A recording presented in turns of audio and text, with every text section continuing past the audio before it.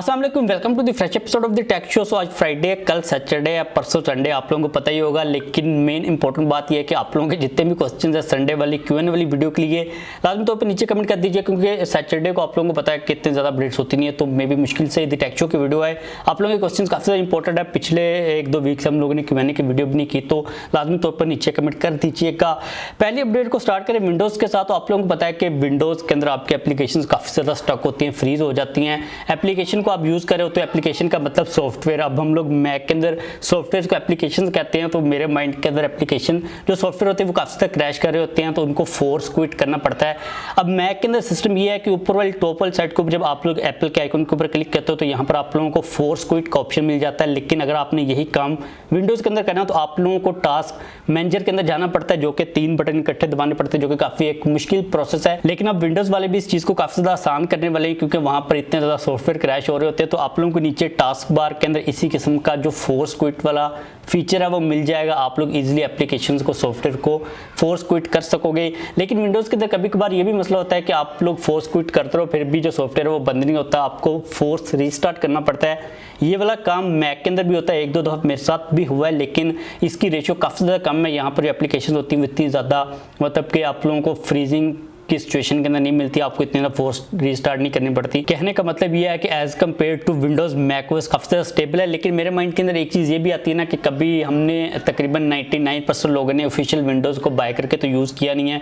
Official update हम लोग install नहीं करते, हम लोग जुगाड़ लगा रहे होते हैं, क्रैक्स लगा रहे होते हैं। काफ़ी ज़्यादा हमारे सॉफ्टवेयर जो होते हैं वो हम लोगों ने क्रैक किए होते हैं, तो मुझे लगता है कि इस वजह से भी विंडोज़ की जो स्टेबिलिटी होती है वो काफ़ी ज़्यादा कंप्रोमाइज़ होती है। इसलिए मैं अपनी जो फाइनल ओपिनियन नहीं दे सकता कि मैकओएस ज़्यादा स्टेबल है या फिर विंडोज़, क्योंकि मैंने विंडोज़ को प्रॉपर्ली यूज़ नहीं किया।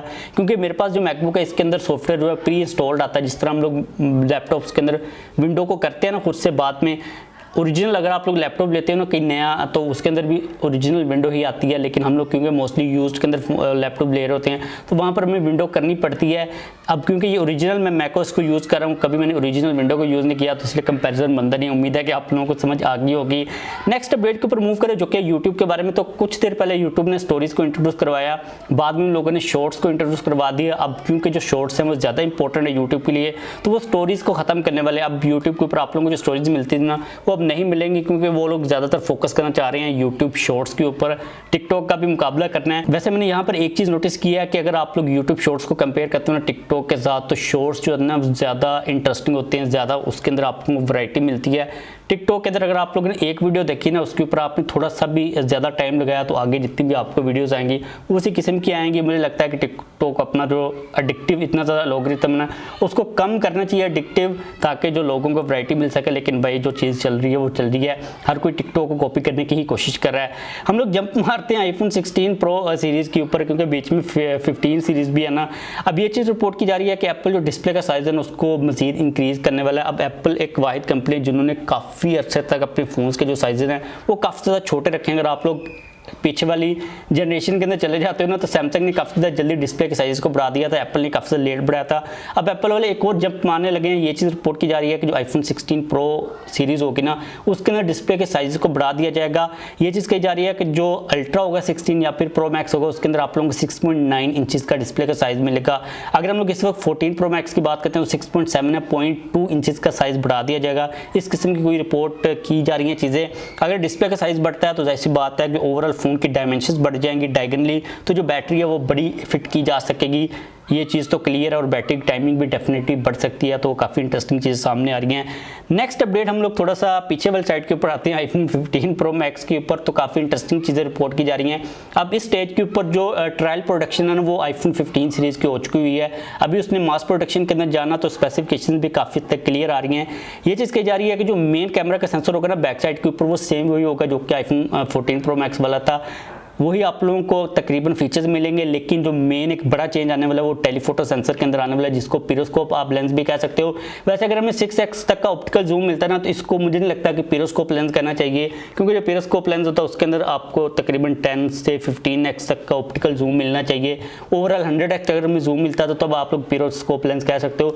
लेकिन अगर आप लोगों को 10x तक का डिजिटल प्लस ऑप्टिकल जूम मिलता ना, तो मुझे लगता है कि इसको पिरोस्कोप लेंस नहीं कहना चाहिए, इसको ऑप्टिकल लेंस ही कहना चाहिए। 6x तक का जूम मिल जाएगा, ये चीज़ कही जा रही है। इसके अलावा 8GB की रैम होगी जो कि LPDDR5 की रैम होगी, 3nm के ऊपर बेस्ड A17 चिपसेट को लगाया जाएगा। ये कुछ फीचर्स हैं जो कि बताए जा रहे हैं। मेन हाईलाइट इसके अंदर यही है कि सेम कैमरा का सेंसर होने वाला है जो कि हमें इस वक्त 14 Pro Max के अंदर मिल रहा है। अब क्योंकि यहाँ पर हम लोगों ने आईफोन्स के अपडेट्स की बात किया तो मूव करें लास्ट अपडेट के ऊपर जो कि इससे काफ़ी हद तक कनेक्टेड है, जो कि पीटीए के टैक्स के बारे में। तो अब भी मैं देख रहा था काफ़ी ज़्यादा पोस्टें आ रही हैं सोशल मीडिया वगैरह के ऊपर कि पीटीए वाले जो जून का मंथ है इसके अंदर टैक्स को काफ़ी ज़्यादा कम करने वाले हैं। अब इसके रिलेटेड कोई ऑफिशियल सोर्स तो ये चीज़ क्लेम नहीं करा, क्योंकि जब भी इस किस्म का कोई काम होता है ना, इससे पहले कभी भी टैक्स डिक्रीज नहीं हुआ, हमेशा बढ़ा ही है। और जब भी बढ़ता भी है ना तो पीटीए वाले कोई अनाउंसमेंट वगैरह नहीं करते। लेकिन इस सिचुएशन के ऊपर देखकर मुझे काफ़ी ज़्यादा चीज़ें क्लियरली तौर पर समझ आ रही हैं। देखिए, अगर आप लोग मार्केट के अंदर जाते हो ना, पहले क्या सीन होता था कि पीटीए अप्रूव्ड फ़ोन चल रहे होते थे, उसके बाद नॉन पीटीए चले। अब जो है ना जेवी फ़ोन्स की मार्केट काफ़ी ज़्यादा डेवलप कर चुकी हुई है, क्योंकि लोगों को ये चीज़ समझ आ चुकी है कि अगर हम लोग 2 मंथ के लिए फ़ोन को यूज़ कर भी लेते हैं उसके बाद भी तो उसने नॉन पीटीए चलना है, तो हम लोग क्यों ना अपने पैसे बचा ले और जेवी फ़ोन्स को बाय करें। और मार्केट के अंदर जेवी फ़ोन्स काफ़ी ज़्यादा पड़े हुए हैं, स्पेशली तौर पर आईफोन जेवी इतने ज़्यादा आ रहे होते हैं। तो लोगों ने कंप्लीटली तौर पर जो शट डाउन है वो कर दिया पीटीए टैक्स पे करना। अब मुझे पता है कि आप लोगों के माइंड के अंदर भी काफ़ी ज़्यादा क्वेश्चन आ रहे होंगे, मेरे माइंड के अंदर भी आ रहे हैं। एक मेन क्वेश्चन जो आ रहा है वो ये है कि कितनी टैक्स की अमाउंट कम की जाएगी, लाइक इतनी कम की जाएगी कि लोगों को कन्विंसिंग लगे कि हम लोग चलें, इतना टैक्स कम हो गया हुआ कि हम लोग अप्रूव करवा ही लेते हैं। एक एडिशनल चीज़ आप लोगों को मैं बता दूं कि लाहौर के अंदर काफ़ी ज़्यादा इन लोगों ने जो ट्रैफिक के वार्डर्स हैं वो एक्स्ट्रा खड़े कर दिए हुए हैं। लाइक अगर आप लोग केनाल रोड पे जाते हो ना तो आपको हर एक अंडरपास के बाहर एक नाका नज़र आता है ट्रैफिक वालों का, वो चलान काट रहे होते हैं। तो मुझे लगता है कि इनको टैक्स की काफ़ी ज़्यादा ज़रूरत है, जिसको पूरा करने की कोशिश कर रहे हैं। तो हो सकता है कि इसी कैंपेन के अंदर, स्कीम के अंदर इस टैक्स को कम किया जा सके, ताकि लोग जो है थोड़ा बहुत रजिस्टर करवा ही लें। क्योंकि अभी गवर्नमेंट भी बाईपास हो चुकी है, ना तो ऑफिशियली तौर पर फोन्स इंपोर्ट हो रहे हैं और ना ही लोग टैक्स को पे कर रहे हैं। तो ये चीज़ काफ़ी हद तक अंडरस्टैंडेबल है कि मे बी टैक्स कम कर दिया जाए। जैसे कि अपडेट है कि आपके साथ मैं डेफिनेटली शेयर कर दूंगा। अब इसके अंदर हमें प्रैक्टिकली देखना पड़ता है ना कि एक्चुअल में कोई चीज़ कम हुई भी है या फिर नहीं हुई, क्योंकि इनकी तरफ से कोई ऑफिशियल न्यूज़ लेटर या फिर अपडेट आती नहीं है। तो जब भी बंदा चेक करेगा, आजकल जो है ना चेक करने के अंदर भी काफ़ी सारे इशूज़ आ रहे हैं। लोग PSID के लिए अप्लाई करते हैं, वो आती नहीं है। पहले तो इंस्टेंटली आ जाती थी, उसके बाद 2 से 3 दिन ये लगाते थे। अभी काफ़ी कंप्लेंट्स आ रही हैं कि भाई हफ्ते से कोई टैक्स जनरेट ही नहीं हो रहा। तो ये चीज़ टाइम के साथ ही में पता चलेगी। तो बस आज के लिए यही अपडेट्स आ रही थी। आप लोगों के जितने भी क्वेश्चंस आप लोगों ने लाजमी तौर पर नीचे कमेंट कर देने, ताकि मैं उनको Q&A वाली वीडियो के अंदर इंक्लूड कर सकूँ। लाइक कर दीजिएगा, चैनल को भी सब्सक्राइब कर लीजिएगा।